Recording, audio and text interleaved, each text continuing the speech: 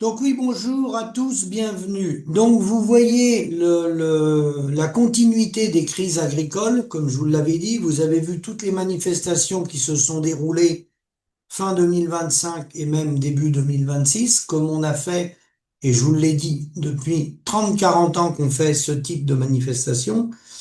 Et en fait, les endroits où les agriculteurs, il avait raison d'être en colère avec les abattages de troupeaux, et c'est normal que les gens veulent s'exprimer et descendre dans la rue pour exprimer leur colère par rapport à la situation agricole qui est grave et qui s'enterre de jour en jour. Simplement, les endroits où on va manifester, où on a tous été manifestés et où certains continuent de manifester, c'est pas là que le problème va changer. Il reste 4,50 € sur 100 € TTC, avec une moyenne tout confondu, donc en marge nette sur les productions agricoles. Donc tant qu'il restera 4,50 € sur 100 € TTC, c'est-à-dire moins que le taux de TVA pour l'agriculteur, ça fonctionnera pas. Il faudrait qu'il reste au moins, je dirais, 15 € à l'agriculteur, vu qu'il y a 40 ans qu'on tire la langue.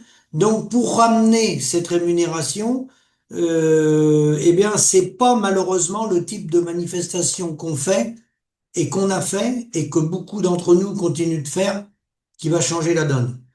La donne, elle changera par des organisations comme on soutient, nous, moi je soutiens avec des amis, type SOS Maire, l'association des mairies démocrates de France, où on peut reprendre, j'ai bien dit, une partie de notre pouvoir, pas la totalité, mais une partie importante de notre pouvoir, sur les 204 millions de repas consommés chaque jour en France, ça dépend de vous.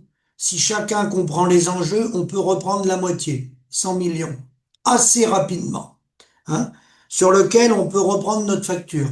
C'est déjà un grand pas. C'est pas la totalité, mais c'est déjà un grand pas. Mais pour ça, il y a un travail à faire. Je vous invite à aller voir sur Internet ce que c'est la dicrimocratie, parce que dans les mairies, les maires ont l'obligation de mettre en place la dicrimocratie, les plans communaux de sauvegarde. Donc l'enjeu va se jouer là, bien entendu. C'est pas nous tout seuls à quelques personnes qu'allons résoudre le problème. C'est bien les citoyens qui par leurs démarches, leurs actes d'achat et le fait de demander au maire de la commune de mettre en place la loi, qu'il est obligé de mettre en application, pardon, la loi, qu'il est obligé de mettre en application, celui qui voudra pas l'appliquer, ben, il l'appliquera pas. Le maire d'à côté le fera, ou 3 communes plus loin, l'autre le fera. Donc il faut des exemples, il y en a qui ont démarré, il y aura des communes pilotes, si on peut appeler ça comme ça, il y aura des villes pilotes qui vont démarrer, il y en a déjà qui ont démarré, et l'enjeu, il est là, pour, je dirais, au moins la moitié des repas servis par jour. Et on peut progresser à beaucoup plus que ça, puisque 80% de l'alimentation est produite en France, encore à peu près, transformée en France, et donc consommée dans les magasins français, par les Français. Donc ça n'a rien à voir avec le commerce international. Pour ce qui est du reste, bah, vous voyez que l'année 2026 va se dérouler comme les autres années. Pourquoi? Crise des céréales. Alors, bon, vous m'avez envoyé des documents par rapport à l'Ukraine. Oui, les blés ukrainiens ou les blés russes. Les tomates, les fruits et légumes, c'est l'Espagne et le Portugal. Bon, le Mercosur ramènera un peu de viande bovine, on est d'accord. Mais le mouton, bon, c'est l'Irlande, c'est la Nouvelle-Zélande, c'était bien avant le Mercosur. Donc, vous aurez toujours des traités de libre-échange pour servir sur un plateau les centrales d'achat et les industries agroalimentaires pour essayer de tirer le prix vers le bas, sachant que ça concerne le commerce international.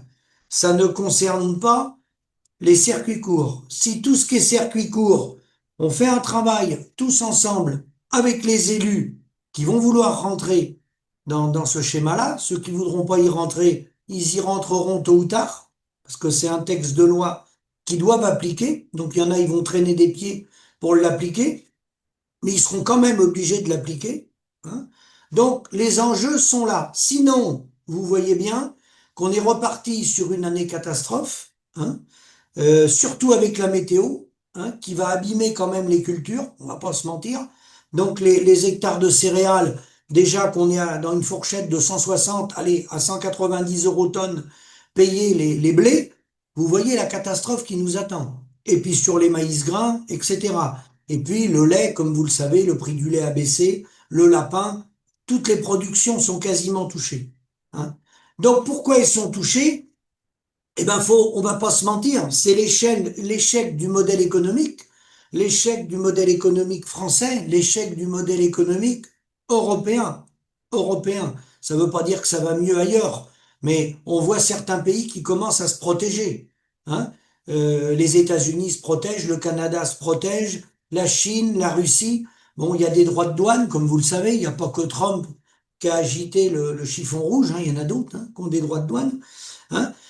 Et nous, bah, la politique, le modèle macroéconomique de l'Union européenne a été désastreux. Et continue cette politique d'être désastreuse. D'un point de vue économique, il y a deux échecs majeurs dans cette politique qu'on a conduit et qu'on continue de conduire. On va dans le mur. L'échec, il est à double niveau. D'abord, des plans d'austérité, je parle de la France, mais globalement de l'Europe, des plans d'austérité sur les investissements chez nous, les investissements publics pour relancer les grands chantiers publics, l'investissement dans les petites et les moyennes entreprises. Il y a pas d'investissement. C'est des politiques d'austérité pour contracter notre richesse intérieure pour activer le deuxième levier.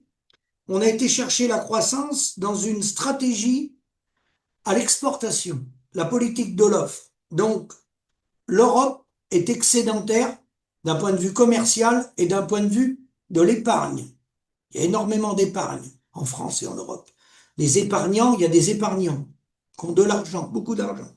Donc, on est excédentaire en commerce et en épargne.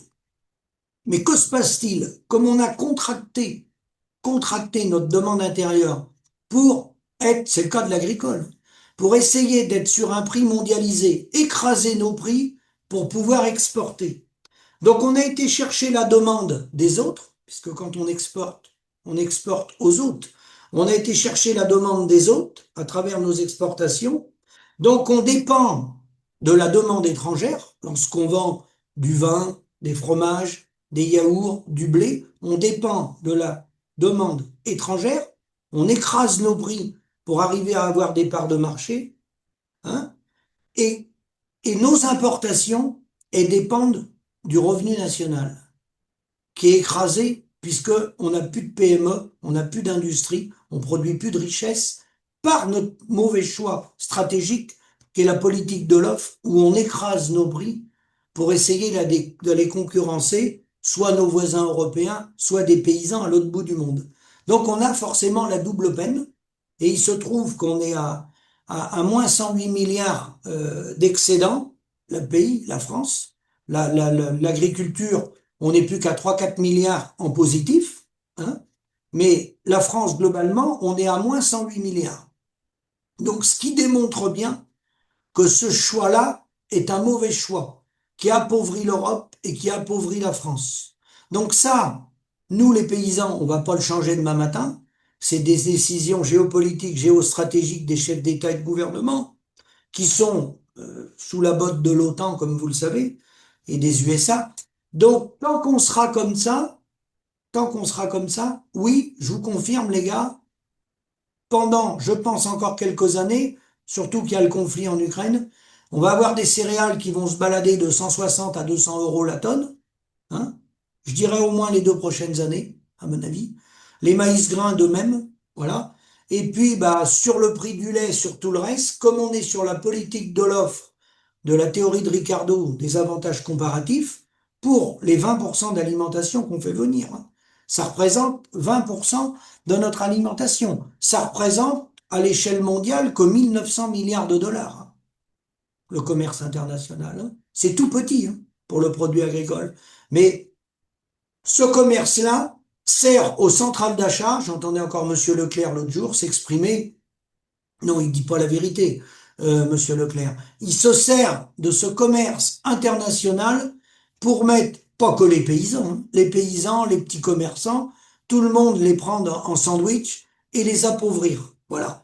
Puisque lui comme les autres acteurs agroalimentaires qui sont à la manœuvre, eux se rémunèrent pays par pays sur un produit intérieur brut territorialisé. C'est-à-dire que les salariés de Monsieur Leclerc ou du groupe Avril ou de InVivo, ou d'Agrial, ou de, peu importe, ou de Bigard, ils font marcher la concurrence mondialisée, mais leurs outils, eux, de production ou de vente, comme Leclerc ou U, ils sont sur des pays bien donnés, où là, ils appliquent la théorie du produit intérieur brut territorialisé pour rémunérer leur personnel, pour faire tourner les magasins, pour se rémunérer eux, en tant que PDG, en tant que grand directeur, et la paysannerie, les petites PME et les petits commerçants, eux, ils sont sous le coude d'un produit intérieur brut mondialisé qui dit pas son nom,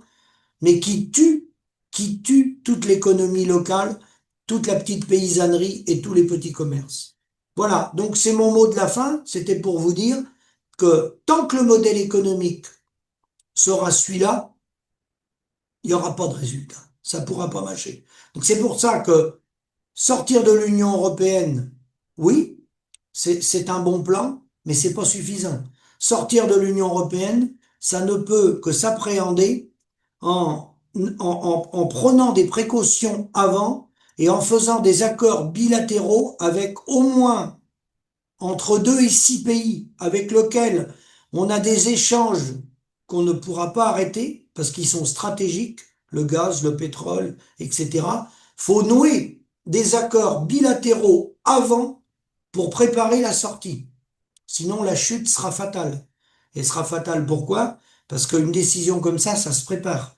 La France a moins 175 milliards de solde de Target 2. L'Allemagne, eux, ils sont à plus de 1000 milliards en positif. L'Italie est à moins 500 milliards de solde de Target 2, donc de dette envers la BCE. Et on a un déficit commercial, vous voyez, de 108 milliards d'euros. Donc, si on quitte du jour au lendemain sans appréhender, avec la dévaluation de la monnaie qui serait à peu près autour de 15%. Ça m'a été confirmé par François Asselineau, avec qui j'étais il y a quelques jours. Il considère, oui, qu'il y aurait une dévaluation de l'ordre de 15%.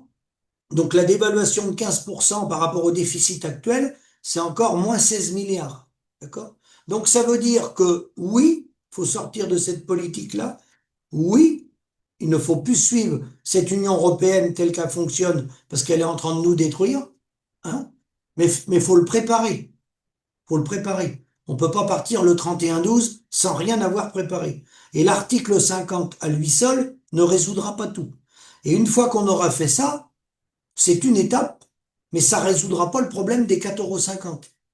C'est une autre chose, ça.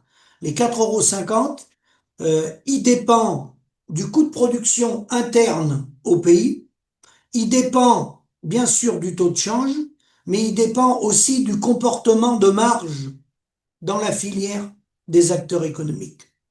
Je vous remercie, à bientôt.